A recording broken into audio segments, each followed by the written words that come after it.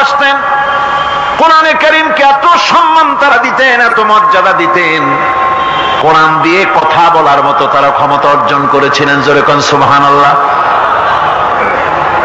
হযরত আব্দুল্লাহ বিন মুবারক রাহমাতুল্লাহ আলাইহি জবরদস্ত মুহাদ্দিস, তার আমলের অনেক বড় আলেম, হজ করতে এসেছেন। হজের কাজ সমাপন করে যখন তিনি রওনা করেছেন, দেখেন কোনো মানুষজন নাই। কাবার চত্বরে একটা মহিলা চাদর মুড়ি দিয়ে শুয়ে আছেন। উনি মনে করলেন বুঝিবা লোকটা মরা কি জিন্দা, বোঝার জন্য কাছে গিয়ে সালাম দিলেন, আসসালামু আলাইকুম। সালামের জবাব ওয়ালাইকুম আসসালাম না হয়ে চাদরের ভিতর থেকে জবাব এলো, সালামুন কাওলাম মির রাব্বির রহিম, পরম করুণাময় পরওয়ারদিগারের পক্ষ থেকে তোমার প্রতি শান্তি কথিত হোক।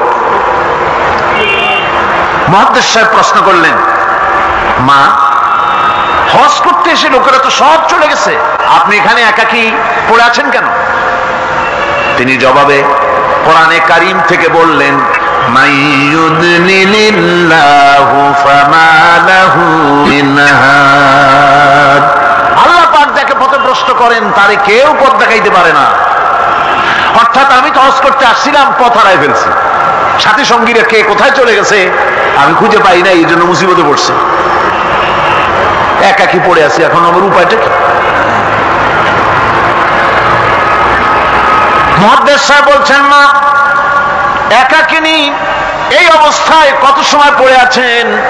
তিনি জবাবে কোরআনে কারীমের একটি আয়াত তেলাওয়াত করে জবাব দিলেন, সালাসা লায়ালিন সাবিয়া, 3 রাত পূর্ণ হয়ে গেছে। আরে 3টা রাত আপনার পূর্ণ হয়ে গেল, এখানে আপনার পানাহারের বন্দোবস্ত কি? খাইছেন কি? বুড়ি জবাবে কোরআনে কারীমের আয়াত পেশ করে মুহাদ্দিসের জবাব দিয়ে দিলেন, আল্লাযী হুয়া ইউতঈমুনি ওয়া ইয়াসকিন, ওই মহান আল্লাহ রাব্বুল আলামিন তিনি আমার পানাহারের বন্দোবস্ত করেছেন। মুহাদ্দিস সাহেব বলছেন, মা,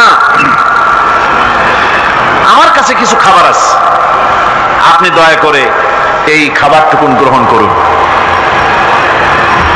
বুড়ি তখন কোরআনে কারীমের একটি আয়াত পাঠ করে এই প্রস্তাবকে ডিনাই করলেন। বুড়ি বললেন, সুম্মা আতিম্মুস সিয়ামা ইলাল লাইল, তোমাদের রোজাকে সন্ধ্যা পর্যন্ত পূর্ণ করো। এর দ্বারা বুড়ি প্রমাণ করলেন আমি তো রোজা রাখছি, কাজে সন্ধ্যা আসার আগে তো কিছু খাইতে পারবো না। মুহাদ্দিস সাহেব বলছেন, বুড়িমা, এটা যখন রমজান মুবারকের মাস নয়, আপনি বোধহয় নফল রোজায় রেখেছেন, সফরের হালতে ফরজ রোজাও তো ছেড়ে দেওয়া যায়।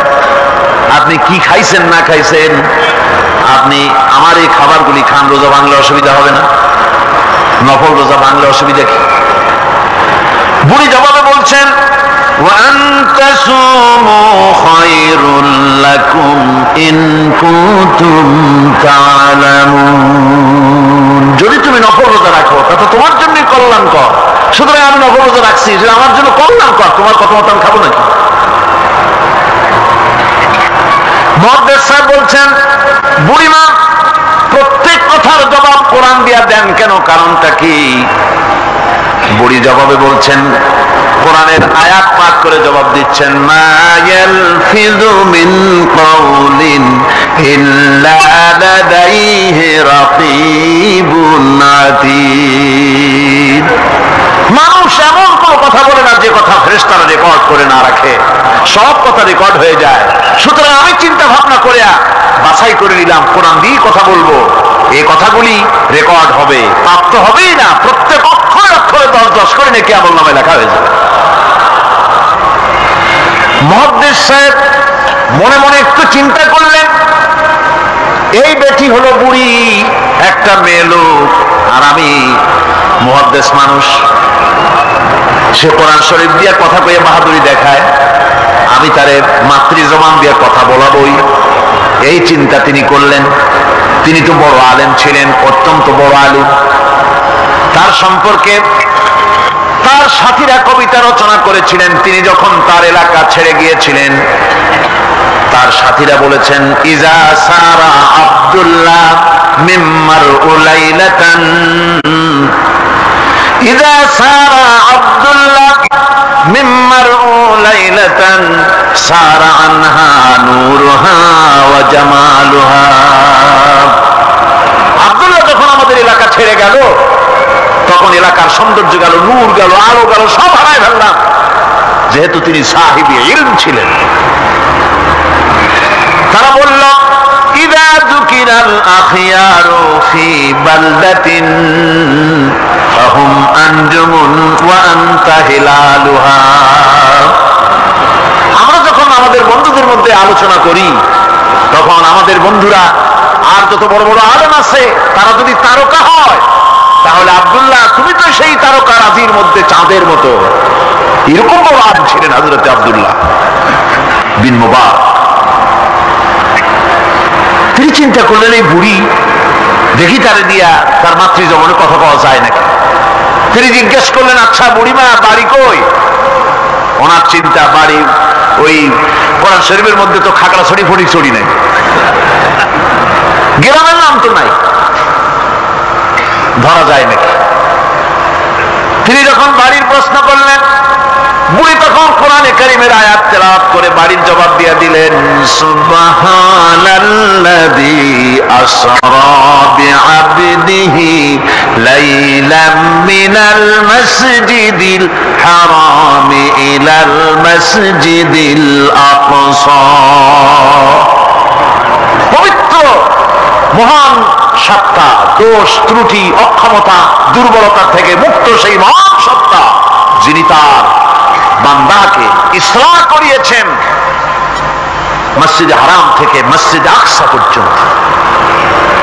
এর দ্বারা তিনি প্রমাণ করতে চাইলেন, মসজিদে হারামে আসি হজ করতে, আর মসজিদে আকসার কাছে আমার বাড়ি। মুহাদ্দিস সাহেব না পেরে তিনি তখন চিন্তা করলেন, এমন বিদুষী মহিলা একা একে ফেলে যাওয়া কিছুতেই বুদ্ধিমানের কাম না। তিনি বললেন, মা আমার কাছে একটা উট আছে, আপনি যদি রাজি হন উটের পৃষ্ঠে সওয়ার করে আপনার গন্তব্যে পৌঁছায় দেই। বুড়ি তখন কোরআনে কারীমের একটি আয়াত পাঠ করে সম্মতি প্রদান করলেন। তিনি পড়লেন, ওয়া ইন তাফআলু মিন খায়রিন ইয়ালামুহুল্লাহ। যদি তুমি কোনো ভালো কাজ করো, অবশ্যই আল্লাহ তা জানবেন এবং এর জন্য উত্তমভাবে আল্লাহ পাক তোমাকে পুরস্কৃত করবেন। তার মানে হলো, পথ হারা মানুষকে পথ দেখানো নিশ্চয়ই ভালো কাজ। তুমি একটা ভালো প্রস্তাব করছো। মুহাদ্দিস সাহেব বললেন, মা আমার এই উটের উপরে আপনি আরোহণ করুন।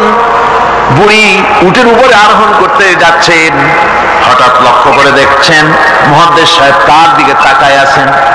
বুড়ি তখন কোরআনে কারীমের একটি আয়াত তেলাওয়াত করলেন, কুল্লিল মুমিনিনা ইয়াগুদ্দু মিন আবসারিহিম।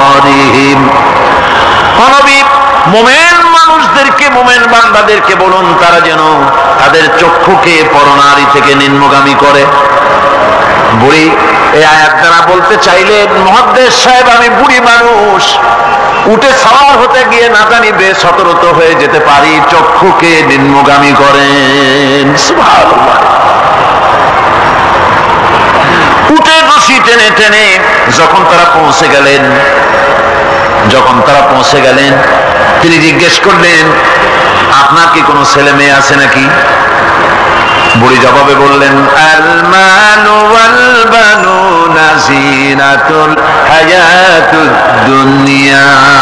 মাল এবং সন্তান সন্ততি এগুলি হচ্ছে দুনিয়ার সুখ সৌন্দর্য, আল্লাহ পাক এটা আল্লাহর নিয়ামত। তার মানে নিয়ামত থেকে আল্লাহ আমাকে বঞ্চিত করেন নাই, ছেলে মেয়ে আছে। মুহাদ্দিস সাহেব প্রশ্ন করলেন, ছেলে মেয়ে যদি থাকে তাহলে তাদের নাম কি? আটকা বুদ্ধি, যেহেতু সব নাম তো কোরআন শরীফে নাই। বুড়ি সে কাম আগেই সেরে রেখেছে। বুড়ি কোরআনে কারীমের আয়াত পাঠ করে ছেলেদের নাম বলে দিলেন, ইয়া ইয়াহিয়া খুদিল কিতাবা বিকুওয়া ওয়া কাল্লামাল্লাহু موسى تكليما واتخذ الله إبراهيم خليلا। যথাক্রমে তিনটে আয়াত তেলাওয়াত করে তিনটা নাম বললেন, ইয়াহিয়া, ইব্রাহিম, মুসা আর ছেলে। সুবহানাল্লাহ ওয়া বিহামদিহি। আরে কপাল পোড়া মুসলমান! এই মুসলমানেরা এখনকার যুগে ছেলেদের নাম রাখে বল্টু, শান্টু, তারপরে বাংলা আর আরবি মিশাইয়া শুভ রহমান, কৌশিক আহমদ, সাগর হোসেন, বাতাস খাতুন, অক্সিজেন বেগম। কি যে আশ্চর্য নাম শুরু হয়ে গেছে। আমার বন্ধুগণ, নাম রাখবেন, সন্তান হলে পরে মা বাপের উপরে হক যেন সন্তানদের ভালো ভালো নাম রাখে। এটা মা বাপের হক, ওয়াজিব, ভালো নাম রাখা। এবার বুড়ি বাড়ি পৌঁছে গেলেন, ছেলেরা সব দৌড়ে এলো। মুহাদ্দিস সাহেব আর কথা বলার সাহস পেলেন না, চুপ করে খাড়া হয়ে আছেন। ছেলেদেরকে বুড়ি তখন নিজের থেকে কিছু টাকা পয়সা বার করে ছেলেদের বললেন, ফাবাআসু আহাদাকুম বিওয়ারিকিকুম হাযিহি ইলাল মাদিনা। এই রৌপ্য মুদ্রাগুলি নিয়ে যাও এবং বাজার থেকে কিছু উত্তম খাদ্য সামগ্রী কিনে আনো। বাজার থেকে খাদ্য সামগ্রী আনিয়া প্লেটে সাজাইয়া মুহাদ্দিস সাহেবের সামনে রাখে বুড়ি বলতেছে, কুলু ওয়াশরাবু হানিয়াম বিমা আসলাফতুম ফিল আইয়ামিল খালিয়া। বিগত দিনে তুমি আমার জন্য যে পরিশ্রম করেছো তার বিনিময়ে কিছু আহারীয় গ্রহণ করো। মুহাদ্দিস সাহেব খানা শেষ করে ছেলেদেরকে এক কোনায় নিয়ে জিজ্ঞেস করে, ছেলেরা, তোমার মা কোরআন শরীফ থেকে এই ধরনের কতদিন কথা বলতেছে? ছেলেরা বলে, মুহাদ্দিস সাহেব, আমরা জ্ঞান হওয়া অবধি শুনতেছি আর হিসাব করেছি 1 বছর 2 বছর নয়, আমার মায়ের মুখের থেকে বিগত 40 বছরের ভিতরে কোরআন শরীফ ছাড়া কোনো কথা শুনি নাই।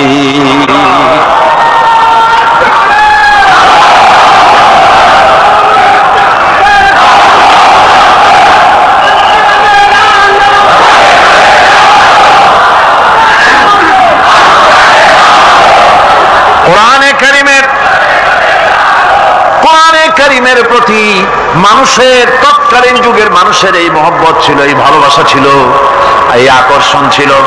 কোরআনের প্রতি আকর্ষণ হারায় জাতির কপাল পড়েছে, গানের প্রতি আকর্ষণ বেড়েছে, কোরআনের প্রতি আকর্ষণ নষ্ট হয়েছে। আজকের উপস্থিত জনতার কাছে আলেম ওলামা সহ শিক্ষিত ব্যক্তিবর্গ, নারী পুরুষ যারা এখানে এসেছেন, সকলের কাছে বিনীত ভাবে আরজ করছি, কোরআন পড়ুন, কোরআন পড়ুন। কোরআনের মতো নিয়ামত আর নাই। বেশি করে তেলাওয়াত করুন। ফজরের পরে পাইকারি বারে ঘুমাবেন না। ফজরের নামাজের পর তেলাওয়াত করার অভ্যাস করুন। কোরআন শরীফকে তেলাওয়াত করুন ফজরের নামাজের পর। তাহাজ্জুদের অভ্যাস করুন, তাহাজ্জুদের নামাজ পড়ে কোরআন শরীফ তেলাওয়াত করেন। কোরআন তেলাওয়াত করার মানে হলো আল্লাহ রাব্বুল আলামিনের সঙ্গে কথা বলা। কোরআন তেলাওয়াত মানে হলো আল্লাহর সঙ্গে কথা বলা, আর হাদিস পড়ার অর্থ হলো নবীজির সঙ্গে কথা বলা। কত বড় নিয়ামত আল্লাহ আমাদের দিলেন। কপাল পড়া জাতি সেই নিয়ামতকে ভুলে গেছে। কোরআন শরীফ পড়ুন, কোরআন বুঝুন, কোরআন আমল করুন। আল্লাহ রাব্বুল আলামিন ভাগ্য খুলে দেবে, ভাগ্য খুলে দেবেন। দেশে শান্তি আসবে, বরকত আসবে, রহমত আসবে। এই শান্তি, রহমত, বরকত যদি লাভ করতে চায়, কোরআনের কোনো বিকল্প নাই। সকলকে দাওয়াত দেই, সব মানুষ আজকে যত লোক এসেছেন সকলকে আল্লাহ পাক কোরআন সহি করে তেলাওয়াত করার তৌফিক আল্লাহ পাক আমাদেরকে দান করুন। কোরআন শরীফ সহিভাবে বোঝার তৌফিক আমাদের দিন। কোরআন অনুযায়ী জীবন চালাবার তৌফিক আল্লাহ পাক আমাদের দান করুন। যে ব্যক্তি আল্লাহর সঙ্গে বিদ্রোহ করেছে আর পরকালের জন্য পাথর জোগাড় করে নাই, দুনিয়াকে অগ্রাধিকার দিল, পরকালকে ভুলে গেল, তার জায়গা হলো জাহান্নাম। وَأَمَّا مَنْ خَافَ مَقَامَ رَبِّهِ وَنَهَى النَّفْسَ عَنِ الْهَوَى فَإِنَّ الْجَنَّةَ هِيَ الْمَأْوَى। আর যে ব্যক্তি আপন প্রভুর সামনে উপস্থিত হওয়াকে ভয় করেছে এবং আপন প্রবৃত্তিকে লালসা মুক্ত করেছে, লালসার হাত থেকে রক্ষা করেছে, আল্লাহ রব্বুল আলামিন কিয়ামতের দিন তার জন্য রেখে দিয়েছেন জান্নাত। তার জন্য কোন জায়গা? জান্নাত। আমাদেরকে পরকাল ভিত্তিক জীবন যাপন যদি করি তাহলে কবরের জবাবগুলি খুব আসান হবে। আর যদি পরকাল ভিত্তিক জীবন যাপন না হয়, কবরটা মুসিবত হয়ে যাবে। হযরত ওসমান রাদিয়াল্লাহু তাআলা আনহু কবরের কাছে গিয়ে খুব কাঁদতেন। সাহাবায়ে কেরাম প্রশ্ন করেছেন, হুজুর, রাসূল করিম সাল্লাল্লাহু আলাইহি সাল্লাম যখন জান্নাত ও জাহান্নামের ওয়াজ করেন তখনও তো এত বেশি আপনি কাঁদেন না, যত বেশি কাঁদেন কবরের কাছে এসে, কারণ কি? হযরত ওসমান রাদিয়াল্লাহু তাআলা আনহু বলতেন, আমার সাথীরা, আমি আমার হাবিবের কাছে, আল্লাহ রাব্বুল আলামিনের রাসূলের কাছে আমি শুনেছি এই কবরটাই হলো প্রথম স্টেশন, এই কবরটাই হলো প্রথম ইমিগ্রেশন কাউন্টার। এই জায়গায় যদি কেউ ধরা পড়ে যায়, কারো যদি চার্জশিট হয়ে যায়, সব জায়গায় ধরা পড়ে যাবে, হাসরে মিজানে সিরাতে কোনো জায়গায় নাজাত পাবে না। আর এই কবরটা যদি কেউ মুক্তি পেয়ে যায়, মিজান সিরাত হাসর সব জায়গা থেকে আল্লাহ তারে ভালোভাবে পার করে দিবেন। এটা হলো আসল জায়গা, মারাত্মক জায়গা, খুব মারাত্মক জায়গা। আমি এটাকে ইমিগ্রেশন কাউন্টার বলেছি আমার ভাষায়। ইমিগ্রেশন কাউন্টার যারা বিদেশ ভ্রমণ করেছেন তারা জানেন। লন্ডন যাবেন, আমেরিকা যাবেন, সৌদি আরব যাবেন, যে কোনো বিদেশে যাবেন, গেলেই পাসপোর্ট তারা দেখবে। পাসপোর্টে আপনার ন্যাশনালিটি কোনটা সেটাই তারা জানতে চাইবে। আপনি কোন দল করেন এটা তারা জানতে চাইবে না। আপনি কোন ভাষায় কথা বলেন তাও তাদের জানার দরকার নেই। প্রথমেই তারা আপনার ন্যাশনালিটি দেখবে, আপনার আইডেন্টিটি কি তারা জানতে চাইবে। তারপরে যদি স্যাটিসফ্যাক্টরি হয় আপনাকে ভিসা দিয়ে ভেতরে ঢুকবার ব্যবস্থা করে দেবে। আর যদি তারা স্যাটিসফাইড না হয় তাহলে আপনাকে মেহমানখানায় ঢুকানো হবে গ্রেফতার করে। কবর হচ্ছে এ ধরনের একটি ইমিগ্রেশন কাউন্টার। কবরের ভিতরে মানুষ যখনই রাখা হবে সঙ্গে সঙ্গে দুজন ফেরেশতা আসবে। কবরের কাছে যারা এসেছিল দাফন হয়ে যাওয়ার পর এই লোকগুলি 40 কদম যেতে যতক্ষণ লাগে এর মধ্যেই দুজন ফেরেশতা এসে যাবে, এসে জিজ্ঞেস করবে, মান রব্বুকা, তুমি কোন দল করতে? ওটা তাদের জানার দরকার নেই। চাকরি কিসে করতেন ওটা জানার দরকার নেই। ব্যবসা করতেন না চাকরি করতেন প্রয়োজন নেই। প্রথমেই জিজ্ঞাসা করা হবে ন্যাশনালিটি, প্রথমেই জিজ্ঞাসা করা হবে তার ন্যাশনালিটি সম্পর্কে, তার আইডেন্টিটিটা কি, এবং সেটাকে সত্যায়িত করার জন্য, বোঝার জন্য 3টি প্রশ্ন।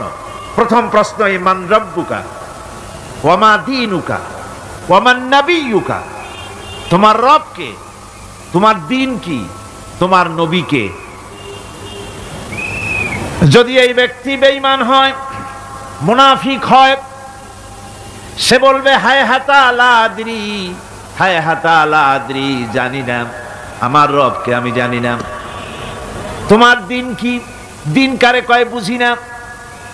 এরপরে আল্লাহর নবী জনাবে মুহাম্মদ রাসূলুল্লাহ সাল্লাল্লাহু আলাইহি ওয়াসাল্লামকে দেখানো হবে, বলা হবে মা কুনতা তাকুলু ফি হাদার রাজুল, এই ব্যক্তি সম্পর্কে তোমার ধারণা কি নিকে? বলবে আমি চিনি না। নাউযুবিল্লাহ। বাস, এরপরে তার যা হবার তাই শুরু হয়ে যাবে।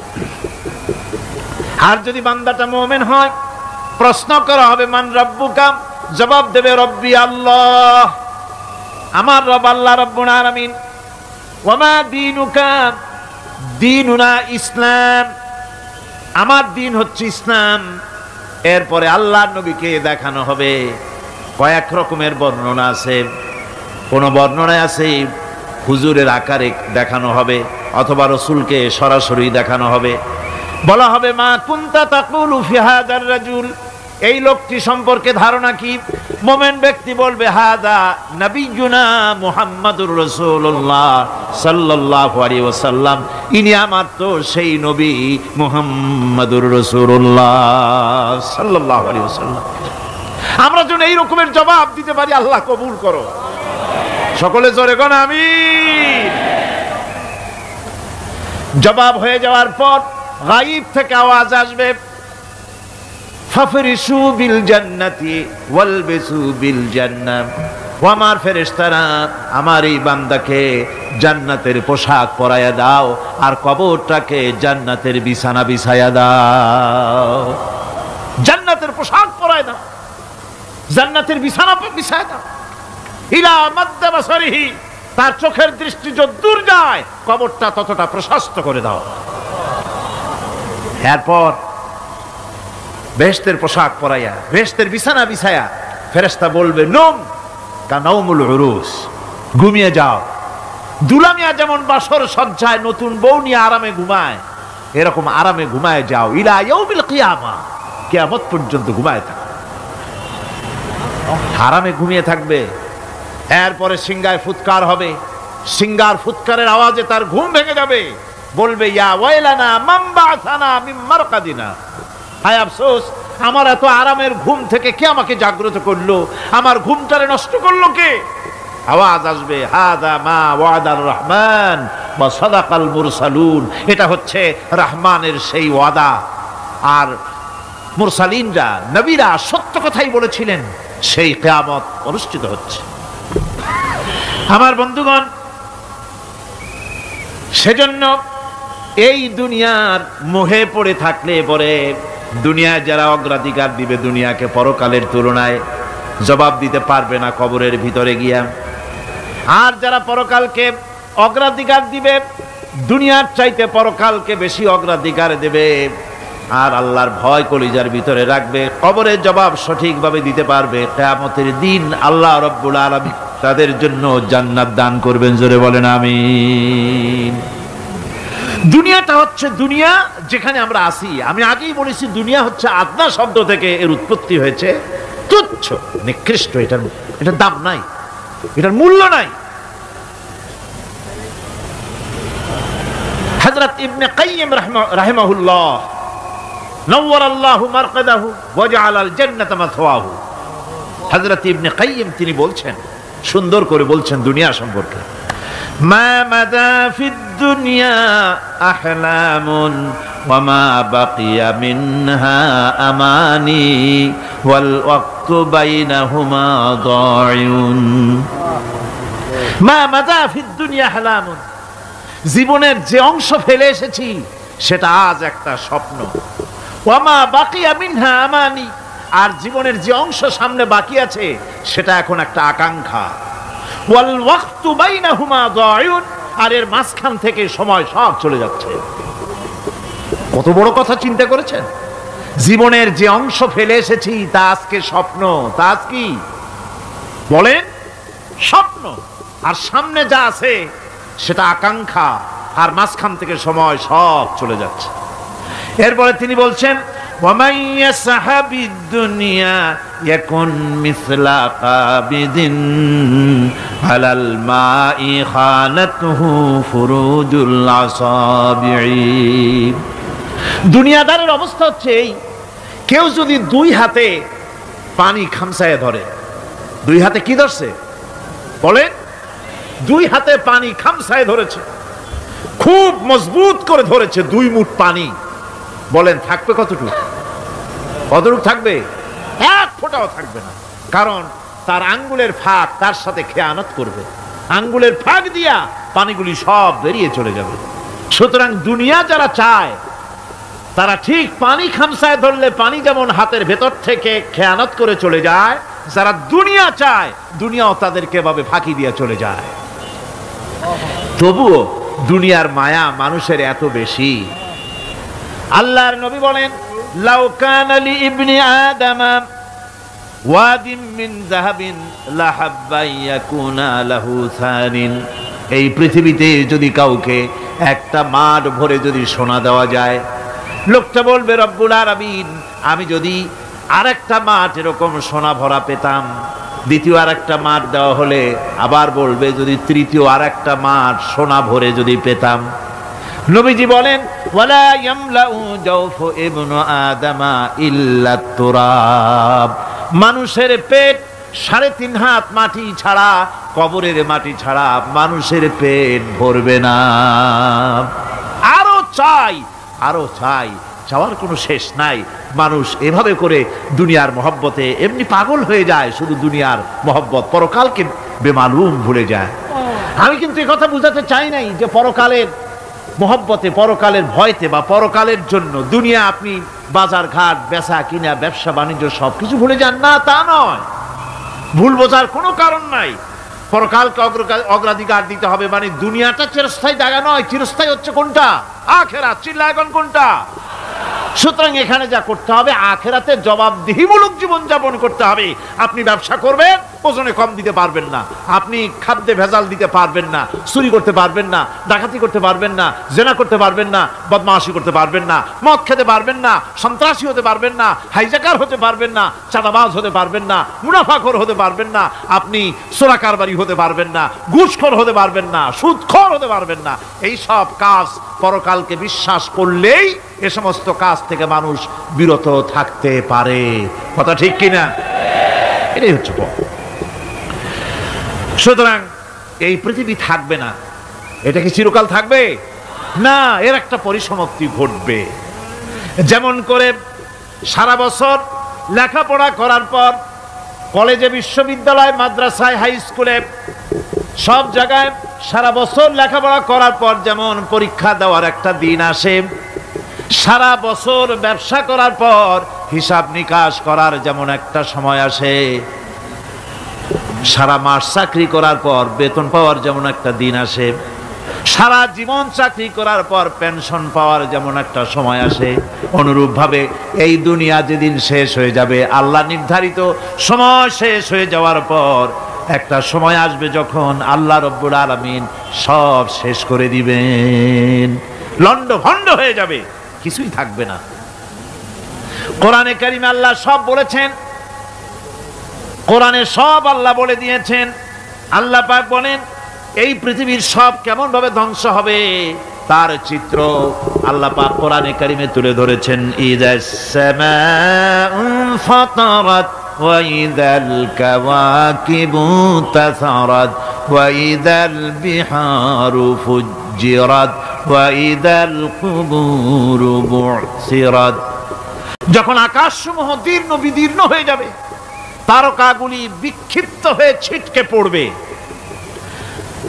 আর সমুদ্রগুলি উচ্ছ্বসিত হয়ে পড়বে, কবরগুলি সব তার ভেতরে যা আছে উদ্গীরণ করে দেবে, তারকাগুলি স্থিমিত হয়ে যাবে।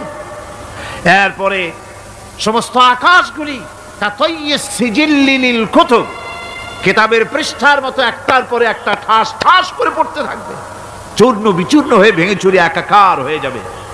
পাহাড়গুলিকে উড়িয়ে দেওয়া হবে, চন্দ্র এবং সূর্য একাকার হয়ে যাবে। আল্লাহ রাব্বুল আলামিন বলেন ফাইযা বারিকাল বাসার ওয়া খাসাফাল কমার ওয়া জুমিআশ শামসু ওয়াল কমর। চক্ষু যখন বিস্ফারিত হয়ে যাবে, চাঁদ যখন তার আলো হারিয়ে ফেলবে, সূর্য যখন তার আলো হারিয়ে ফেলবে, চাঁদ আর সূর্য সব একাকার হয়ে যাবে, সেই সময়ের অবস্থাটা কি চিন্তা করো। মানুষ হয়রান হয়ে দৌড়াদৌড়ি করবে। ওয়াহুমিলাতিল আরদু ওয়াল জিবালু ফাদুক্কাতা দাক্কাতান ওয়াহিদা। জমিন এবং পাহাড়গুলির মধ্যে আল্লাহ রাব্বুল আলামিন সংঘর্ষ বাঁধিয়ে দিবেন, পাহাড়গুলি ভেঙে চুরে টুকরা টুকরা হয়ে যাবে, পাহাড়গুলি উঁচু করে জমিনের উপরে আছাড় মেরে আল্লাহ রাব্বুল আলামিন ভেঙে চুরে চুরমার করে দিবেন। সুবহানাল্লাহ। ওয়া তাকুনুল জিবালু কালইনিল মানফুস, পাহাড়গুলো পেঁজা ধোনা তুলার মতো করে উড়িয়ে দেওয়া হবে, পাহাড় উড়ে যাবে। সুবহানাল্লাহ পড়া। পাহাড় পাথরের তৈরি করা পাহাড়, এই পাহাড়গুলি তুলার মতো হয়ে উড়বে কিভাবে? আমি এই দৃশ্য নিজের চোখে কিছুটা হলেও দেখছি। আজ থেকে 10 দিন আগে আমি ইতালি সফর করে এসেছি। ইতালির রাজধানী রোম। রোম প্রাচীন সভ্যতার লালন ভূমি। কোরআনে কারিমে সূরায়ে রোম রয়েছে, এই রোম সেই রোম। এখানের বাদশার কাছে রাসূল করিম সাল্লাল্লাহু আলাইহি সাল্লাম হেরাক্লিয়াসের কাছে চিঠি পাঠিয়েছিলেন, সেই রোম। 12 থেকে 15,000-এর মতো বাংলাদেশি মুসলমান সেখানে আছে।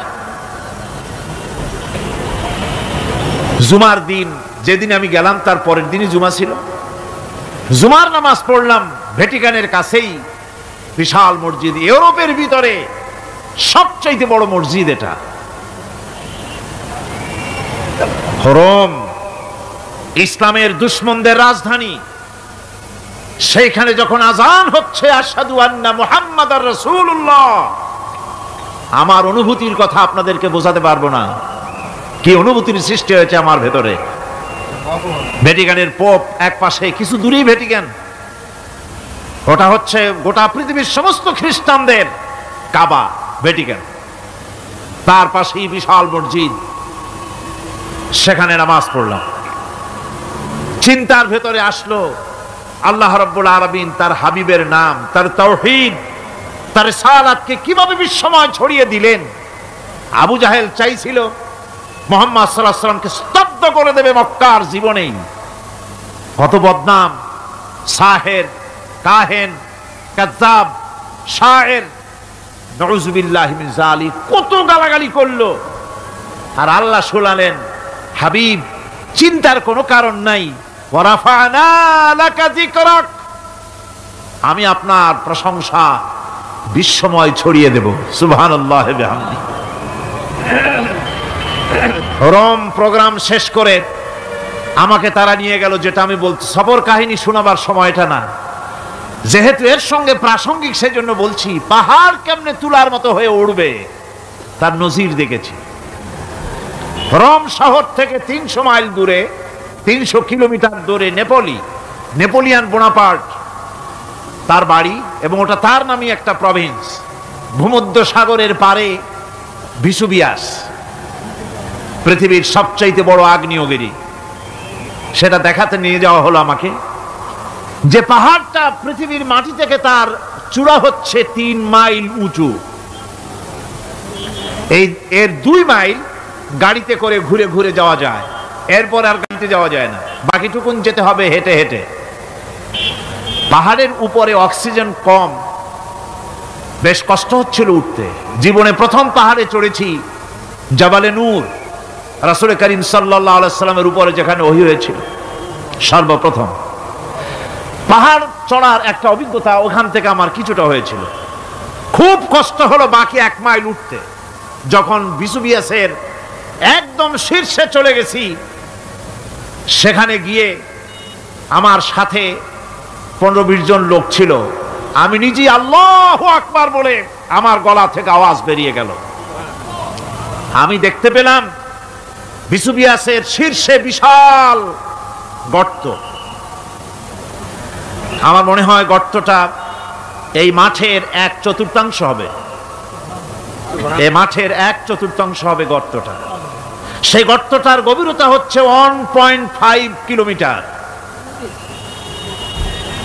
এইখান থেকে পাথরগুলি উত্থিত হয়েছে, আগ্নেয়গিরি পাথর আগুনে গলে লাভা হয়ে এগুলি পাহাড় বেয়ে উপচে পড়েছে, চতুর্দিকে 12 মাইল ছড়িয়ে গিয়েছে। আমার মনে পড়ল ওয়াকুদুহান নাস ওয়াল হিজারা, জাহান্নামের আগুনের ইন্ধন হবে মানুষ আর পাথর। আমি সেখানে সেজদায় পড়ে গিয়া কান্নাম আর বললাম, আল্লাহ জাহান্নামের আগুন হারাম করে দিও আমাদের জন্য।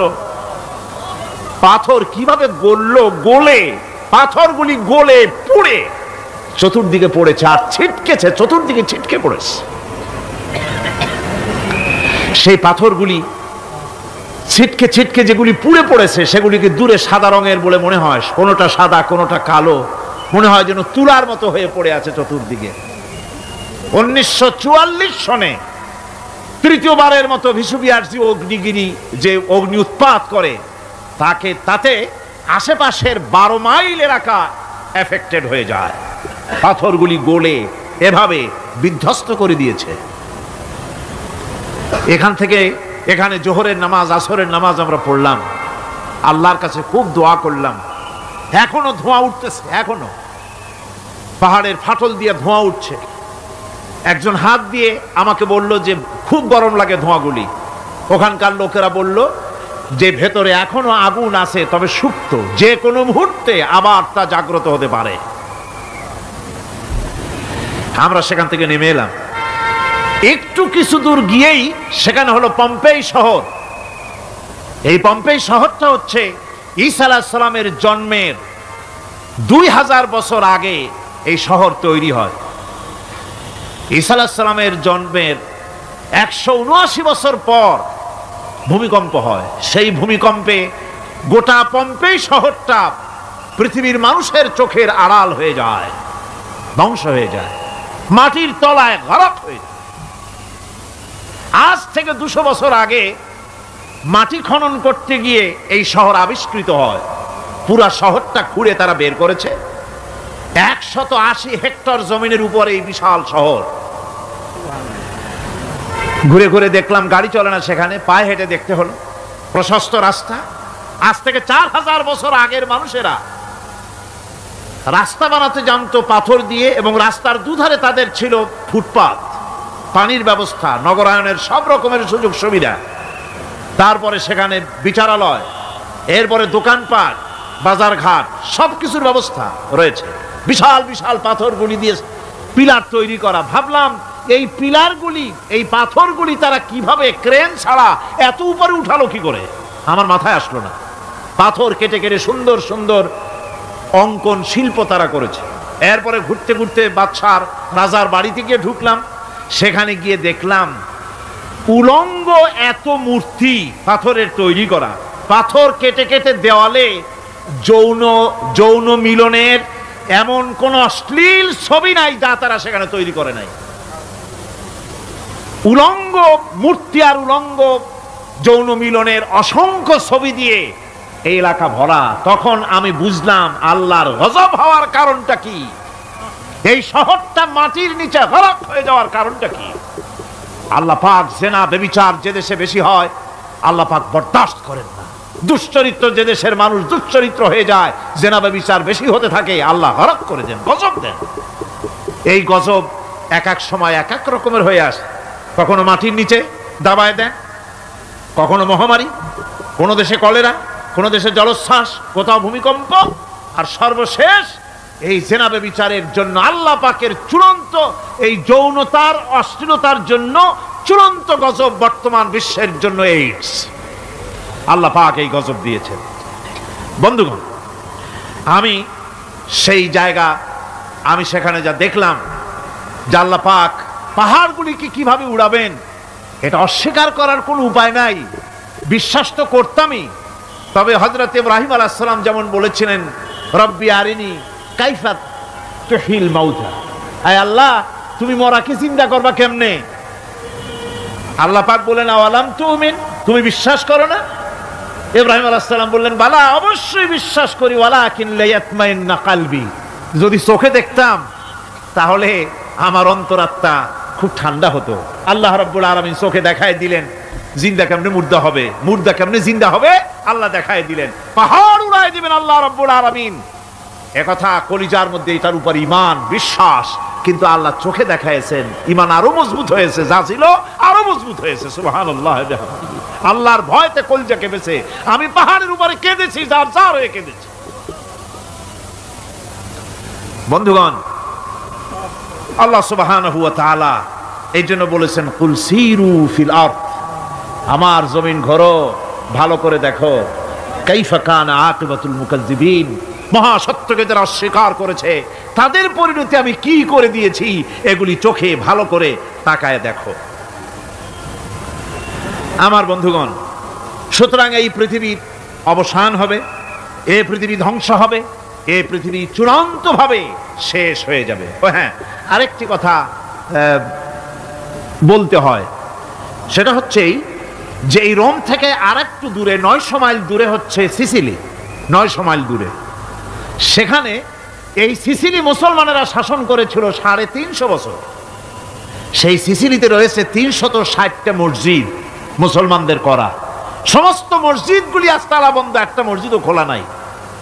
সেখানকার মুসলমানেরা ওয়াজ শুনতে এসেছিল রোমে। আমি তাদের জন্য পরামর্শ দিয়েছি যে গভর্নমেন্টের কাছে তোমরা দাবি জানাও যে অন্তত একটা মসজিদের দরজা আমাদের জন্য খুলে দাও।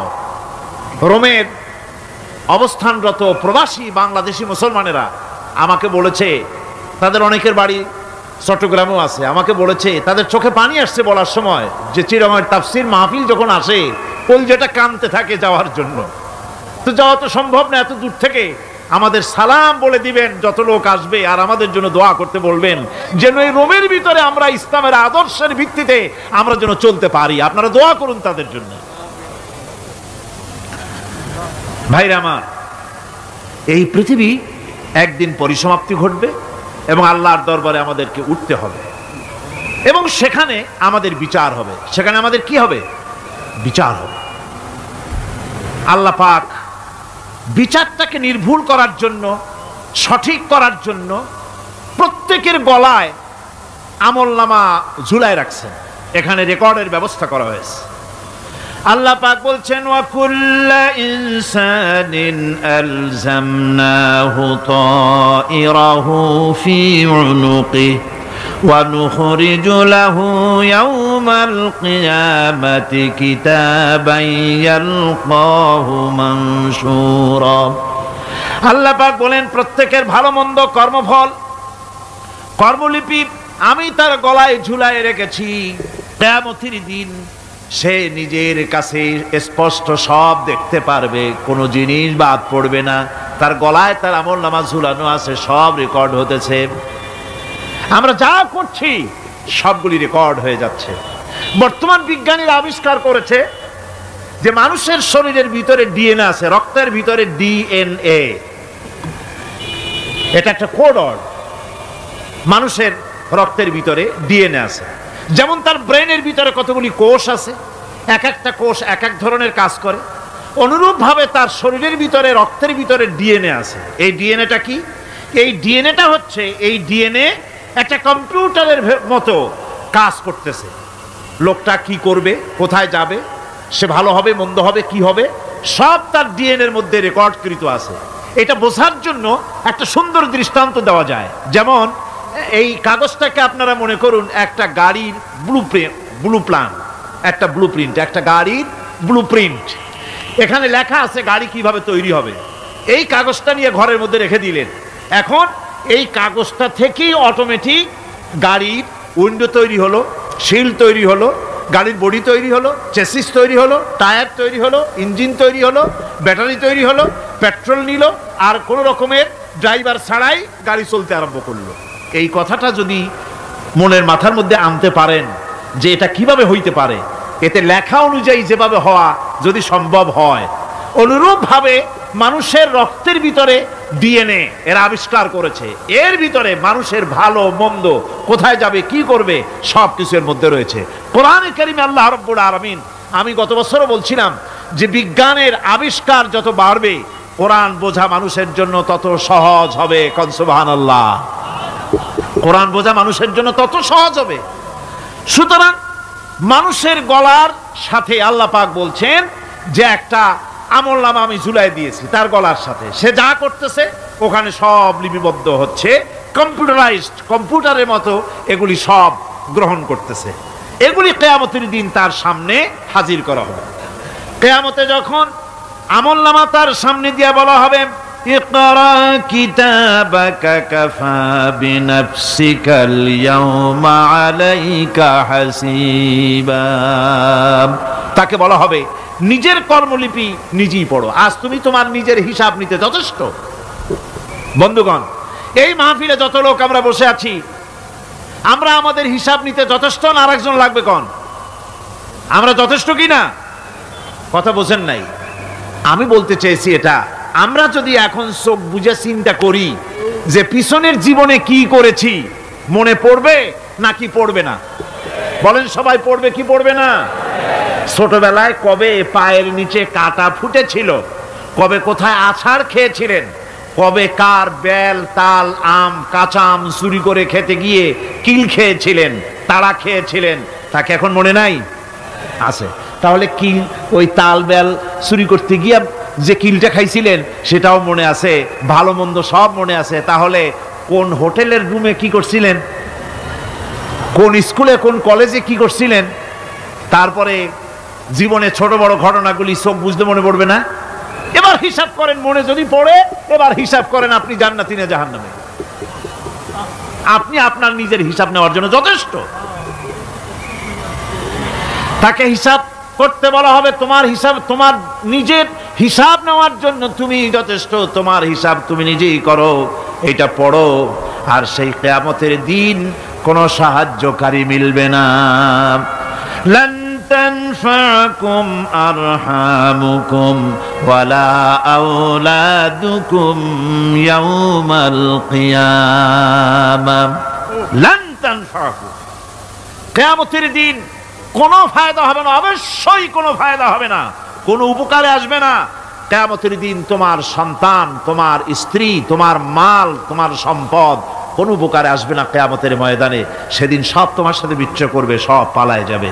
সেখানে উৎকোষেরও কোনো কারবার নাই যে ঘুষ টুস দিয়া, ফেরেশতাদের কোনো রকম বুঝবাজ দিয়া, আলাদা কোনো চোরাগলি পথ দিয়া একেবারে ফুট করে ভেসতে চলে যাবেন, এমন কোনো সুযোগ নাই। অনেকে বলে হুজুর এমন কিছু দোয়া শিখায় দেন যাতে ওই সব জেহাদ বোমা এগুলি খুব ভয় পাই, ও সব রাস্তা টাস্তা না, খুব সহজে কিছু দোয়া দুরুদ করিয়া আস্তে করে জান্নাতে চলে যাওয়া যায়, এরকম একটা দোয়া, এরকম একটা পথ বলে দেন। আমি বলি ভাই, এরকমের কোন চোরাগলি আমার রাসূল আবিষ্কার করতে পারেন নাই, আল্লাহর পয়গম্বরের ওই ধরনের কোন পথ আবিষ্কার করতে পারেন নাই। সেখানে কিয়ামতের দিন কাউকে উৎকোষ গ্রহণ করার কেউ নাই, উৎকোষ দেওয়া যাবে না।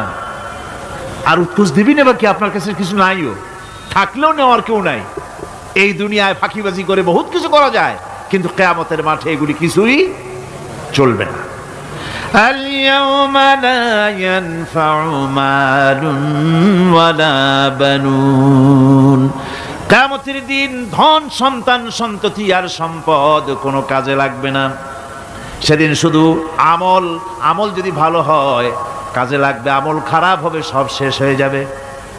আল্লাহ রাব্বুল আলামিন নবীজিকে ডেকে বলেছেন, নবী আপনি বলেন, কুল মা কুনতু বিদআম মিনার রাসূল, আপনি বলুন আমি কোন নতুন রাসূল নই, আমার আগে অনেক নবী রাসূল পৃথিবীতে এসেছেন, তারা বিদায় হয়ে গেছেন। আমি জানি না কিয়ামতের দিন আল্লাহ রাব্বুল আলামিন আমার সাথে কি ব্যবহার করবেন, আর আমি এও জানি না যে কিয়ামতের দিন আল্লাহ পাক তোমাদের সাথে কি ব্যবহার করবেন।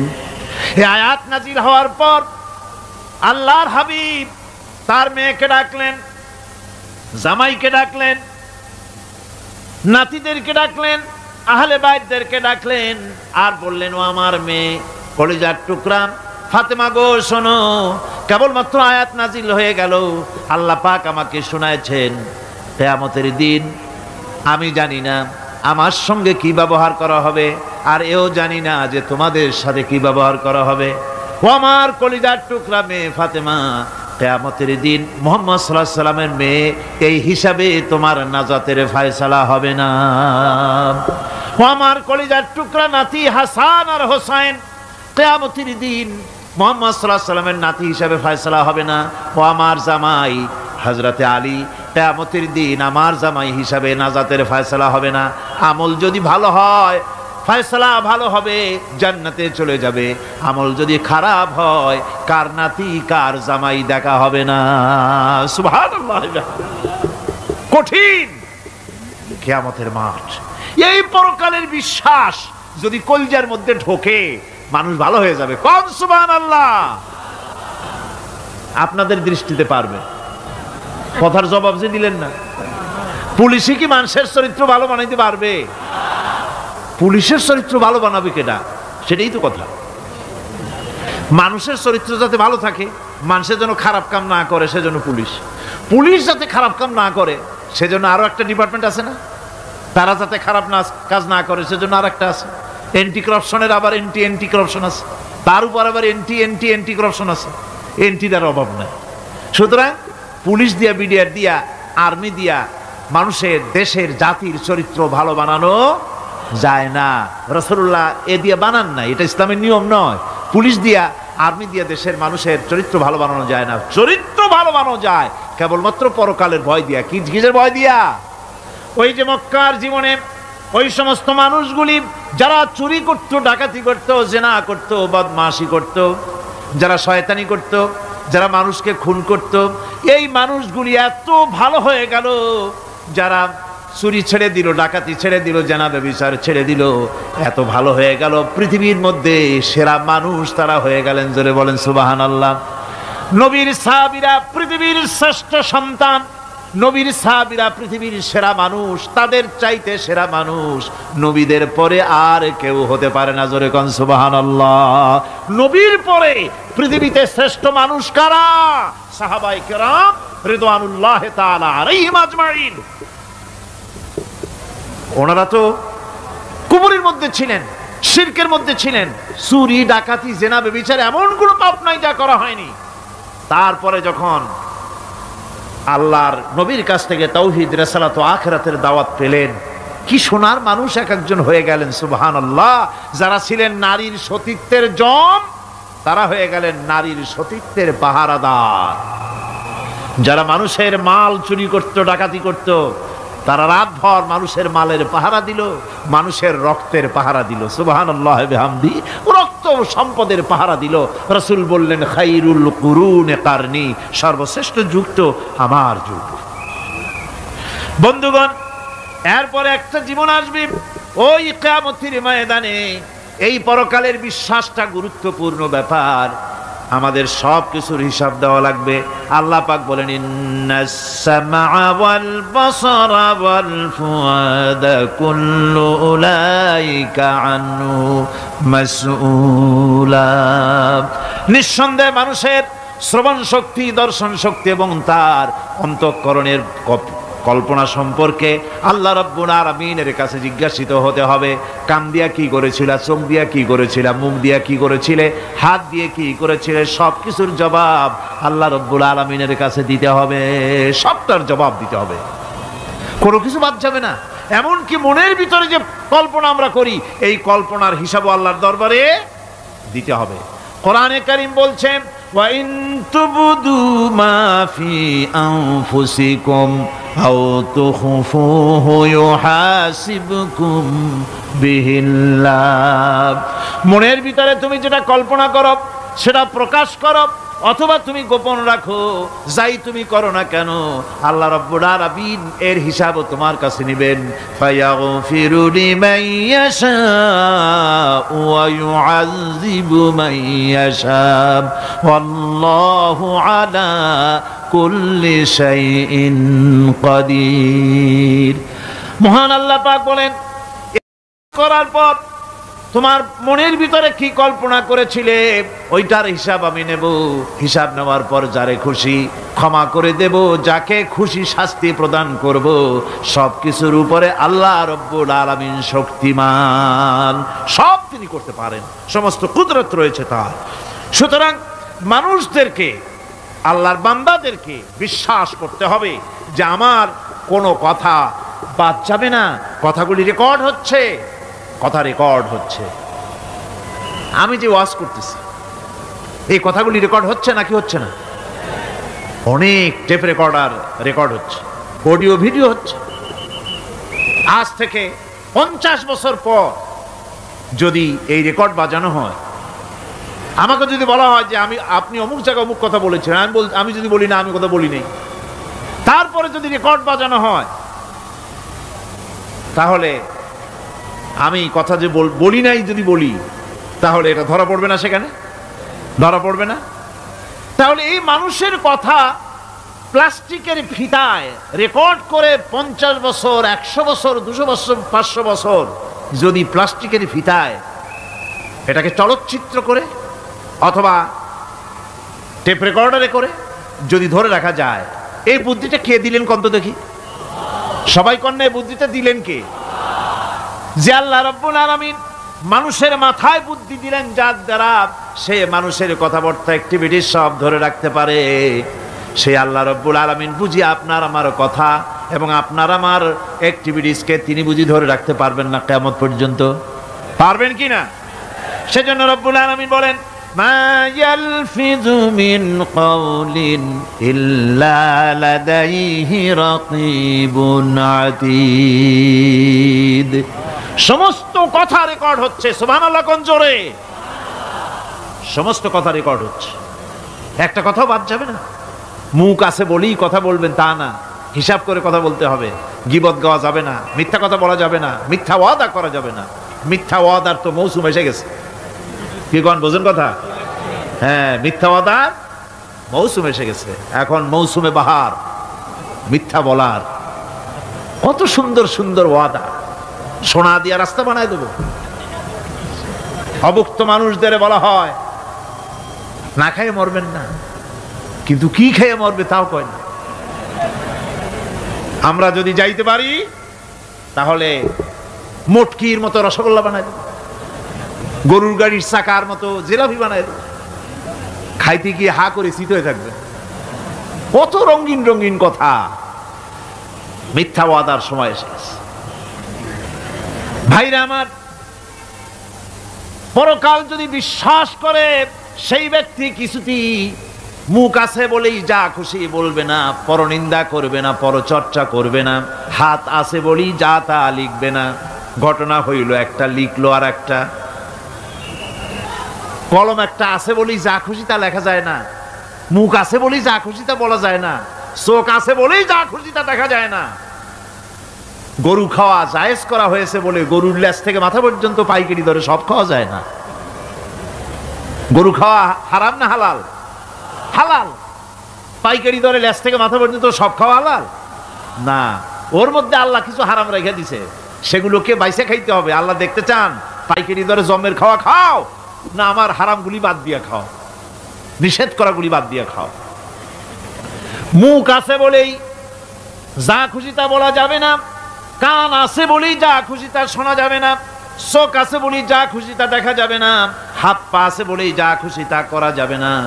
সবটার পেছনে আল্লাহ রাব্বুল আলামিনকে ভয় করা লাগবে। মহান আল্লাহ রাব্বুল আলামিন বলে, বান্দারে তোমার সমস্ত কার্যাবলী এমনকি তোমার চাহনিটা পর্যন্ত কার দিকে কি নিয়তে তাকায়ছো কেউ জানে না, আমি আল্লাহ রাব্বুল আলামিন জানি। وَيَعْلَمُ خَائِنَةَ الْأَعْيُنِ وَمَا تُخْفِي الصُّدُورُ। তোমার অন্তঃকরণ কি জিনিস গোপন করে আর তোমার চক্ষু কি লুকোচুরি খেলে আমি টের পাই। সুবহানাল্লাহ বিহামদি। চশমার ফাঁক দিয়া কি দেখো, কারে দেখো, কি নজরে দেখো, সানগ্লাস পরিয়া কেউ ঠিক পায় না, আমি ঠিক পাই। সুবহানাল্লাহ, জোরে কান সুবহানাল্লাহ। সুতরাং চোখের নজরের হিসাব হবে, হাতের কাজের হিসাব হবে, পায়ের চলার হিসাব হবে, আপনার বলার হিসাব হবে, মুখে যা বলেছেন, যা করেছেন, হাত পাও দিয়ে যা করেছেন সবকিছুর হিসাব হবে কিয়ামতের দিন। আল্লাহর দরবারে সবকিছু উপস্থিত হবে, কোনো জিনিস বাদ পড়বে না। فَمَن يَعْمَلْ مِثْقَالَ ذَرَّةٍ خَيْرًا يَرَهُ وَمَن يَعْمَلْ مِثْقَالَ ذَرَّةٍ شَرًّا يَرَهُ। ছোট্ট একটা ভালো কাজ যদি করো তাও হাজির করা হবে সামান্যতম ভালো কাজও তোমার বাদ পড়বে না। আর ক্ষুদ্রতম কোনো খারাপ কাজ করলে তাও উপস্থিত করা হবে, সব তোমার সামনে, কোনো জিনিস বাদ পড়বে না, সব দেখতে পাবে কিয়ামতের দিন। ভালো কাজটাও আর খারাপ কাজটাও আল্লাহর কাছে সেদিন আল্লাহ পাক মানুষের সামনে উপস্থিত করে দিবেন। আল্লাহ পাক বলছেন, সেদিন এই জমিন তার ভিতরে যা লুক্কায়িত ছিল জমিন সব বের করে দেবে। কাআন্নাহুম জারাদুম মুনতাশির। টিড্ডি, ফড়িংগুলি, পোকাগুলি মাটির থেকে যেমন বেরোয় এ মাটির ভিতরে যা আছে কিয়ামতের দিন সব মাটি বের করে দেবে। ইযা যুলজিলাতিল আরদু জিলজালাহা ওয়া আখরাজাতিল আরদু আসকালাহা ওয়া ক্বালাল ইনসানু মা লাহা। এ জমিনকে ঝাঁকি মারা হবে প্রবল এক ঝাঁকুনি, প্রবল এক ঝাঁকুনিতে এ পৃথিবীর মধ্যে যা কিছু আছে সব বেরিয়ে যাবে। সুবহানাল্লাহ কইতে ইচ্ছা করে না মিয়ারা? এক ঝাঁকুনিতে পৃথিবী সব বের করে দেবে। মানুষ হয়রান হয়ে বলবে কি হয়েছে, এ মাটির হলোটা কি? আমার বন্ধুগণ, মানুষ হয়রান হয়ে গিয়ে বলবে মাটির কি হলো? আল্লাহ রাব্বুল আলামিন বলেন ইয়াউমাইযিন তুহাদ্দিসু আখবারাহা বিআন্না রাব্বাকা আওহালাহা। জমিনের উপরে যা ঘটেছে জমিন তা সব বের করে দেবে, সব প্রকাশ করে দেবে। আর এটা এই জন্য হবে যেহেতু তার রবের হুকুম হয়েছে, তার রব হুকুম করেছে বের করে দে। জমিনের ভিতরে আছে যা সব বেরিয়ে যাবে, আকাশ ভেঙে পড়বে, পাহাড় উড়ে যাবে, জমিনের ভিতরে যা আছে সব উপরে চলে আসবে। পৃথিবীতে সব শেষ, কিচ্ছু নাই, আকাশ নাই, পাহাড় নাই, সমুদ্র নাই, সব একাকার। চন্দ্র নাই, সূর্য নাই, তারকা নাই, গ্যালাক্সি নাই, মহাশূন্য নাই, সব শেষ। আল্লাহ রাব্বুল আলামিন সমস্ত ফেরেশতাদেরকে শেষ করে দিবেন, সকলের মওত হয়ে যাবে, কেউ আর থাকবে না। এমনকি হযরতে আজরাইল মালাকুল মউত তিনিও থাকবেন না। সব আল্লাহ রাব্বুল আলামিন মৃত্যু করে দিবেন। এরপরে আল্লাহ রাব্বুল আলামিন একা তিনি বলবেন ইয়া দুনিয়া, ইয়া দুনিয়া আইনা আনহারুকি, এ পৃথিবী তোর সেই সমুদ্রগুলি কোথায়, নদীগুলি কোথায়? ইয়া দুনিয়া আইনা আশজারুকি, হে দুনিয়া তোমার গাছগুলি কোথায়? এত বন বনানি, এত গাছ ছিল। ইয়া দুনিয়া আইনা জিবালুকি, হে পৃথিবী তোর জমিনে যত পাহাড় ছিল পাহাড়গুলি কই? যত স্বৈরাচার ছিল জমিনের উপরে, যারা স্বৈরাচারী মনোবৃত্তি নিয়ে মানুষ ধ্বংস করেছে, দেশ ধ্বংস করেছে, মায়ের বুক খালি করেছে, ওই স্বৈরাচারগুলি কই? কোনো জবাব নাই। আল্লাহ পাকের পরে বলবেন লিমানিল মুলকুল ইয়াউম, কার রাজত্ব? আজকে রাজত্বটা কার? আল্লাহ তিনবার আওয়াজ দিবেন, আজকে রাজত্ব কার? আল্লাহ পাক যখন তিনবার করে ডাক দিবেন, কোনো জবাব নাই, কোনো জবাব নাই। কে জবাব দেবে? আল্লাহ রাব্বুল আলামিনের সামনে কার ক্ষমতা আছে কথা বলার? কেউ তো নাই, সব শেষ। আল্লাহ পাক বলবেন লিল্লাহিল ওয়াহিদুল কাহ্হার, একমাত্র পরাক্রমশালী আল্লাহ রাব্বুল আলামিনের রাজত্ব আজ। সেই হাসরের মাঠে আমাদের সকলকে উপস্থিত হয়ে যেতে হবে। কেউ আমরা এখান থেকে বাঁচতে পারবো না, সবাইকে উঠতে হবে। অপরাধীরা সেখানে অসহায় হয়ে যাবে, অপরাধীরা অসহায় হয়ে যাবে। আল্লাহ পাক বলেন ফাইদা জাআতিস সাখাতু ইয়াওমা ইয়াফিরুল মারউ মিন আখিহি ওয়া উম্মিহি ওয়া আবিহি ওয়া সাহিবাতিহি ওয়া বানিহি। অবশেষে যখন কান ফাটানো আওয়াজ আসবে, এই আওয়াজ সেদিন মানুষ নিজের মা বাপ ভাই বোন সব থেকে বিচ্ছিন্ন হয়ে যাবে, সব একের থেকে আরেকজন পালায় যাবে, হারায় যাবে, কেউ কাউকে আর খুঁজে পাবে না। সেদিন ওই কিয়ামতের মাঠে বিভীষিকাময় দৃশ্য, মানুষ হয়রান হয়ে যাবে। মাথার এক হাত অথবা অর্ধ মাইল অথবা এক বিগত এতটুকুন উপরে ওই প্রকাণ্ড সূর্যটার তাপ আসবে, গুনাহগারের মাথার চান্দি ফেটে গিয়া মগজগুলি গলে গলে নাক কান দিয়ে বেয়ে পড়তে লাগবে, জিহ্বাটা কুকুরের মতো ঝুলে নাভিস্থল পর্যন্ত পড়ে যাবে, মাটিটা সূর্যের উত্তাপে তামার মতো গরম হয়ে যাবে, সারা হাসর জুড়ে আওয়াজ হবে পানি পানি পানি। মানুষেরা হয়রান হয়ে যাবে সেই হাসরের ময়দানে। এই চরম কষ্টের ভিতরে আল্লাহ রাব্বুল আলামিন বলেন সেদিন দুটো ভাগ হয়ে যাবে। একদল মানুষের চেহারা আলোয় ঝলমল হয়ে যাবে, আর একদল মানুষের চেহারাগুলি কালো হয়ে যাবে। উজুহু ইয়াউমাইযিন মুসফিরাতুন দাহিকাতুন মুস্তাবশিরা ওয়া উজুহু ইয়াউমাইযিন আলাইহা গাবারা। আল্লাহ পাক বলেন এক শ্রেণীর মানুষের চেহারা হাস্যোজ্জ্বল ঝলমলে হয়ে যাবে, আর এক শ্রেণীর মানুষের চেহারাগুলি কালো হয়ে যাবে। তারহাকুহা কাতারা উলাইকা হুমুল কাফারাতুল ফাজারা। হাস্যোজ্জ্বল, স্বচ্ছন্দপূর্ণ, সুন্দর, উজ্জ্বল ঝলমলে চেহারা হবে ঈমান আনার কারণে, পরকালকে বিশ্বাস করার কারণে, আল্লাহ এবং রসুলের কথা অনুযায়ী জীবনযাপনের কারণে চেহারাটা উজ্জ্বল হয়ে যাবে।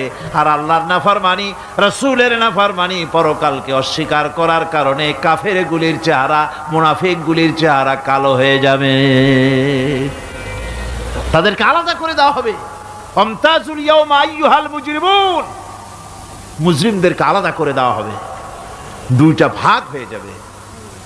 এই চরম অবস্থা সৃষ্টি হবে কিয়ামতের ময়দানে। সেদিন রাসূল করিম সাল্লাল্লাহু আলাইহি ওয়াসাল্লাম উম্মতের জন্য সুপারিশ করবেন। সেই সুপারিশ যেন আমাদের করতে পারেন সেজন্য আমাদেরকে তৈরি করতে হবে, সে ধরনের যোগ্য আমাদেরকে বানাতে হবে। বন্ধুগণ, এই পরকালীন জীবন, এর সম্ভাবনা, এটা যে হবে এবং সেই পরকালে আমাদের সকলকে যে উঠতে হবে, কিয়ামতে আল্লাহর কাছে জীবনের সব কিছুর জবাবদিহি করতে হবে, এই ভীতি সৃষ্টি করতে চায় আল্লাহ পাক মানুষের ভেতরে। আল্লাহ পাকের চাইতে মানুষের কল্যাণকামী আর কেউ আছে? চিল্লায় কোন আল্লাহর চাইতে, বিশ্ববাসীর সৃষ্টি জগতের কল্যাণকামী আল্লাহর চাইতে, রাসূলের চাইতে বেশি কেউ কি আছে? সে আল্লাহ পাক সব বলে দিলেন, ওপেন সিক্রেট করে দিলেন, সব গোপন ফাঁস করে দিলেন। কেমনে বিচার হবে, কেমনে কিয়ামত অনুষ্ঠিত হবে, কেমনে কি হবে, সব খুলে খুলে আল্লাহ পাক বলে দিলেন আমাদেরকে ভালো হওয়ার জন্য। কোরআনে কারীম বলছে লাইসাল বিররা আন তুওয়াল্লু ওয়ুজুহাকুম কিবালাল মাশরিকি ওয়াল মাগরিব। পূর্ব পশ্চিমে মাথা ঘুরানো, সার নত করা, মাথা ঘুরানো, মুখ ঘুরানো, এটাই কিন্তু সৎ কাজ এবং পুণ্যবান হওয়ার, সৎ কাজ করার, নেককার হওয়ার জন্য যথেষ্ট নয়, বরং ওয়ালাকিন্নাল বিররা মান আমানা বিল্লাহি ওয়াল ইয়াউমিল আখির। প্রকৃতপক্ষে সৎকারী মুমিন, ভালো কাজ করা, প্রকৃত মুমিন, সত্যিকারের ভালো মানুষ, সত্যিকারের ইমানদার হওয়ার জন্য 10টি কাজ লাগবে। কয়টি কাজ? 10টি কাজ লাগবে। সেই 10টি কাজের একটি কাজ গত বছর আপনাদের খেদমতে আরজ করা হয়েছে, 2টি বলা হয়েছে, বাকি আজকে বললাম আর একটা, হয়ে গেল 3টা। বাকি আছে কয়টা? 7টা। বাকি আছে আরো 7টা। পরকাল ভিত্তিক জীবনযাপন যদি করতে পারি তাহলে আমরা হব দুনিয়ার শ্রেষ্ঠ মানুষ। কোন আলহামদুলিল্লাহ।